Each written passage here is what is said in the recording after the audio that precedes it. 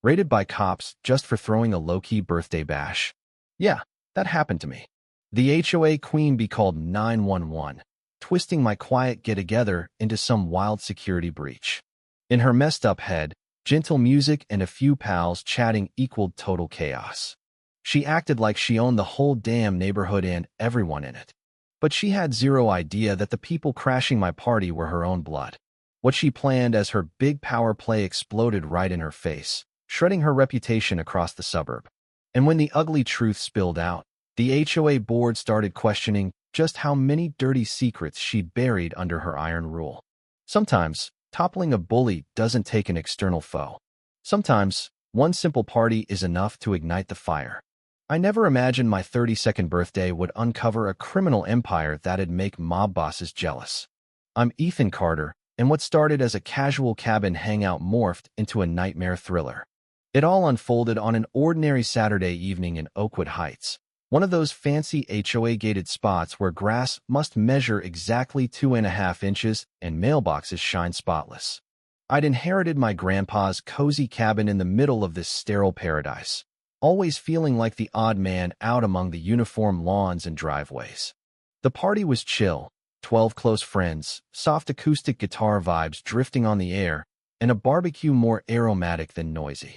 I'd played by the rules, filing a permit 3 weeks ahead with the HOA. All legit, all peaceful until it wasn't.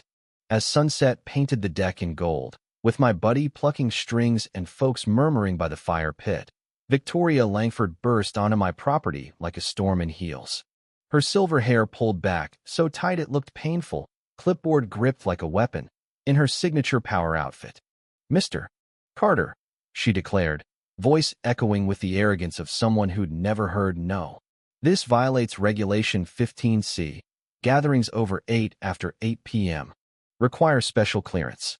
I checked my watch 7:45 and showed her the approval email. "It's not even 8, and I've got permission right here." But Victoria wasn't about facts. She craved dominance. She dialed 911 with practiced flair, hyping our whispers and strums as a disorderly threat, like we were rioting instead of lighting citronella candles. 15 minutes later, a patrol car pulls up. Sergeant Lucas Grant steps out, mustache thick with self-importance, greeting Victoria like an old ally. "Mrs. Langford, what's the situation?" She launches into her Oscar-worthy rant, painting my birthday as a neighborhood apocalypse. I'm watching, baffled at her hysteria over nothing. Then, the bombshell.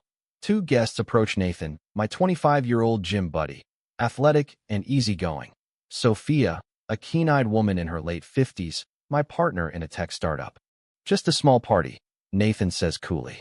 "Nothing crazy." Sophia nods. "I've seen bigger events here without a peep." Victoria's face crumples, mouth agape as she stares. "What are you two doing here?" Nathan smiles. "Hey, Mom. Happy birthday. Ethan, sorry we're running late." Sophia, unflappable. Victoria, small world. "Isn't it, sis?" The silence is electric. Grant looks lost. Victoria, like she'd been gut-punched. This wasn't just HOA bullying, it was personal and way bigger. Her clipboard hits the deck. She stammers as Nathan shrugs. "Ethan's been a great friend for years. We couldn't miss his invite." Sophia adds, "Mixing a little business too." The shift is dizzying. Victoria shrinks from tyrant to cornered. Grant mumbles, "Seems like family drama." She storms off, dragging Nathan home with glares that could kill, aimed at Sophia. Hours later, an emergency HOA summons arrives via a nervous kid. The neighborhood fractures. Some whisper support for calling out her overreach. Others cower, fearing her sway over property values and lives. Grant pulls me aside. "Langford's a community pillar. Best not to add unnecessary stress." The warning chills meatless peacekeeping, more threat. 2 days later, Nathan appears at my door, twitchy and sleepless. "Ethan, this'll sound nuts, but Mom doesn't know we're friends." "I've kept it secret." He unloads. Home's a prison-monitored phone. Bank, schedule, friends vetted and vetoed. "It's protection out of love," he says, "but it's suffocating. Girlfriends deemed unworthy, pals flawed." Last year, he stood on a bridge at 2 a.m., contemplating the end. Our gym talks pulled him back without me knowing. Meanwhile, Sophia meets me at a coffee shop far from Oakwood, sliding over files. Our AI startups digging into HOA finances. Docs reveal twisted money flows, manipulated values, forced sales. 6 residents hit in 3 years. Cheap sell-offs, sudden bankruptcies signing over power. 2 vanished including Victoria's ex-mother-in-law, Margaret Hayes. Margaret held 40% of Summit Development Corp., poised for a massive transfer before disappearing. Signatures seem faked. Victoria's been siphoning her accounts. Post-party cleanup yields a hidden bug on my deck. Nathan blanches. Mom's security gadgets may be for spying. My deed hides a seizure protocol clause vague enough for Victoria to twist against threats.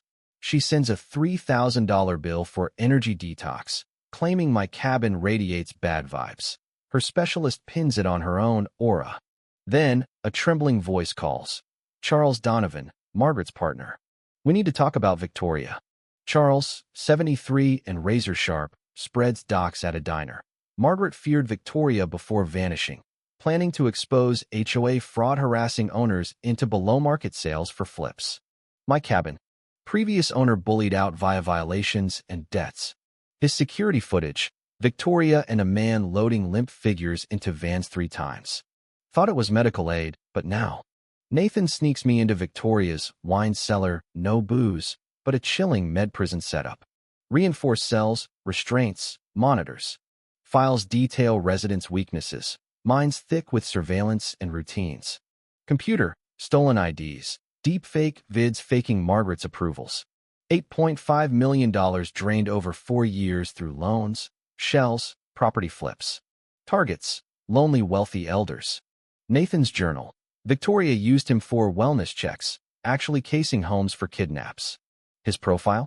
Clinical notes on manipulating his traumas for control. Victoria's list eyes Charles, Meffer integration. We raid again during her spa day, but the air feels wrong. Third room. Margaret, alive but hollow gray, frail, eyes distant. Nathan? Real, or another trick?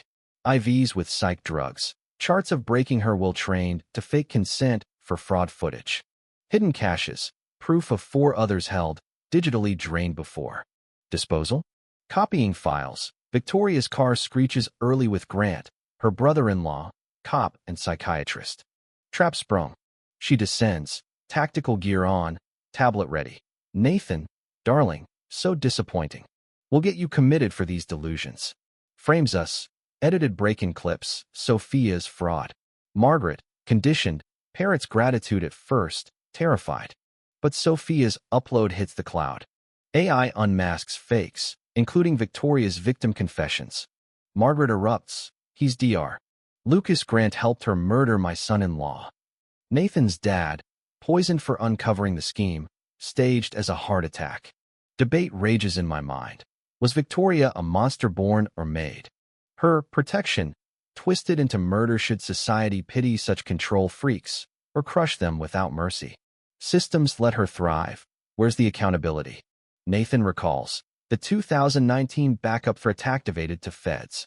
Screens flood. 15 years of horrors, streamed live tortures, kidnaps, hubby plot. FBI notified. Agents swarm. Margaret disarms Grant. Nathan confronts. You didn't protect me, made me complicit in murder. Victoria. All for your future. Nathan. You orphaned me, then used me to orphan others. Feds cuff her. Aftermath. Victoria gets life, no parole. Grant 25 years, spilling on corruption. Victims reclaim millions, settlements heal wounds. Oakwood reforms HOAM elected pres. Her house? Aid center. Basement, community hub. Nathan Therapies joins my abuse escape nonprofit. Sophia's AI secures Fed deals. Margaret launches a foundation, pushes elder laws. My cabin, safe haven base. Annual Freedom Fest. Victoria in prison? Tries ruling inmate shot down as too domineering. Controversial twist. Her letters claim sacrifices for family. Some argue she's a product of unchecked power, deserving reform overwrought. But isolation breeds tyrants' trust, dismantles them. Find your allies. Debate if mercy weakens justice. Break the cycle or become it.